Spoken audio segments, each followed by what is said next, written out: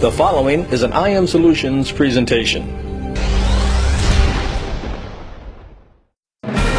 The Greatest Stories Never Told is a series of videos that highlights the little-known but significant contributions of alumni, administrators, and staff at historically black colleges and universities to provide a well-prepared science, technology, engineering, and math workforce. Today we spotlight Jesse Russell, whose innovations in digital signal processing led to the modern cell phone that changed the world.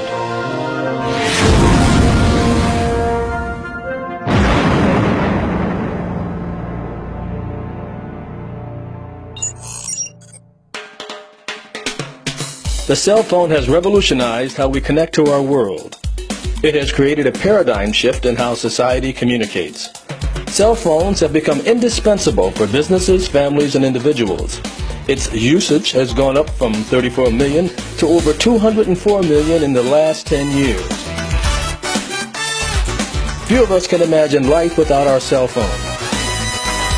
But all of this would not have happened without the remarkable advances in wireless technology made by pioneers such as Jesse Russell, an internationally known inventor who graduated from Tennessee State. The beauty of historical black colleges for me, just talking to me personally at a personal level, is that what they did for me, they gave me the nurturing and the freedom to challenge. They didn't shut me down. And the teachers were more nurturing, or the professors were more nurturing, right? And what they did was they gave you a chance to express who you really were. If you're sitting in an SBCU and say, as I did in 1972, when I said, well, I want to work at Bell Laboratories, right? I ended up at Bell Laboratories, and in 1980, I was selected as one of the most outstanding engineers in America under the age of 32. Coming from a very poor environment, single family, 10 brothers and sisters, at least 9 brothers and sisters, right? Out of Nashville, Tennessee. I never will forget once I won that award I was telling you about earlier, I didn't know anything about cellular radio. Never heard of it. It was in our organization. But right after they broke up the Bell system, the technology that nobody wanted was the cellular radio system. You know, and that they had tried to send it to the telephone companies, right? And then they sent it back to AT&T, right? So we had this sort of displaced group of people, right? I never forget the day my boss, his name was Jess Turner, he said, Jesse, I know you don't want this job, right, to hit the cellular radio group, but I believe that the future of communications will be deeply rooted around this concept of cellular radio. And I never will forget the first day I was on the job. I called the meeting of all the managers and so they were all white. I was the only black guy, right? And I was saying, well, what's the problem, right? Why? Because they were losing so much money, it was pathetic. They were just losing money like you wouldn't believe. You know, they said, the problem is that we could only make money when people are in the cars and the phone rings and they answer it. If they don't answer, it goes, it said most of the time people are not in the cars, right? And so what I said was, well, that seems like an easy problem to solve, right? Why don't we just take the phone out of the car and just put it on the people? And I said, I guarantee you, if you put the phone on the people, I was thinking about just making money, right? So I said, I guarantee if you put the phone on the people, when it rings, they'll grab the phone.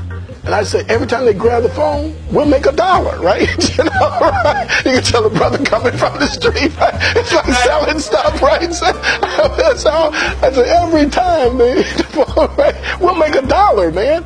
And I said that we could turn the business around. At the time, I didn't know that the phones looked like the ones and they had these big bodies, you know, and so y'all look like you about it, right? And so they were very nice, and they didn't say, look, it was kind of stupid for you to think that we could actually put these kind of phones on people, right? You know? So they said that, no, the problem is there are more people than there are cars, and we had designed this for cars, and so there's not enough spectrum to allow us to put that many people. That's why you can't do that, right? Then I said, oh, that's what your problem is. What they didn't know, I was probably one of the leading authorities in digital signal processing. because that's how I'd gotten the award before, but they didn't know that, right?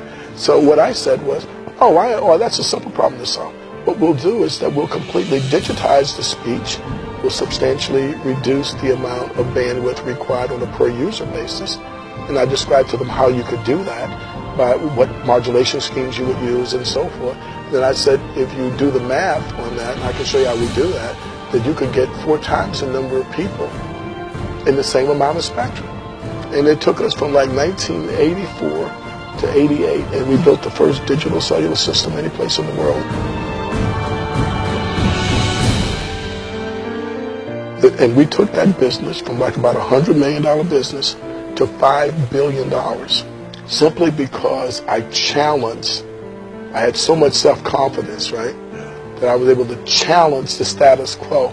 In the midst of all the stereotypes about African Americans, in the midst of an all-white group, that I had enough self-confidence to say what I believed, right, that could be done. Mr. Russell's innovations have continued with his own company, Inc. Networks, and is developing telecommunications for the future. So in the future, people will not just making voice calls or doing text messaging or data. They actually will be doing video calls like this as they walk around, not just between 2 people, but between groups of people. So you have a situation now in the cellular communications industry where the devices, from an innovation point of view, is outstripping the innovations in the network. Right. I mean, so you can build the fanciest device you want here, but there's no network to talk to it that can deliver the bandwidth that's needed to do these very fancy things that they talk about with iPhones and iPads, right? Then you have a very limited thing where if you want more bandwidth on this device, then it's better to put the radio transmitters inside the building. And once you do that, you now can build a very broadband signal going up as well as coming down. Now you change the whole tenor of how you design cellular systems. And that's basically what we did. I used to go out in Black History Month when I was at Bell Labs, right, speaking to young kids, 6th, 7th, 8th grade kids, right? And one of the most touching things that I ever experienced, I was speaking to a 6th grader, and she says to me, she says, "Are you a real inventor?" And I said, "Yeah, I'm an inventor." And I started talking about cell phones, and I invented cell phones. She says that, "Well, I thought all black inventors were dead." No, I think one of the greatest stories that ever been told is the contribution of black Americans in the 60s and the 70s and the contributions that they've made in technology. To be able to teach young people that the scientists, engineering, and mathematics are the foundation of our society. The satisfaction that you get when you look back, like today when I see how many people can use cellular telephone systems, and many people talk to me all the time and say, well, I didn't know that it was a black guy that invented digital cellular communications.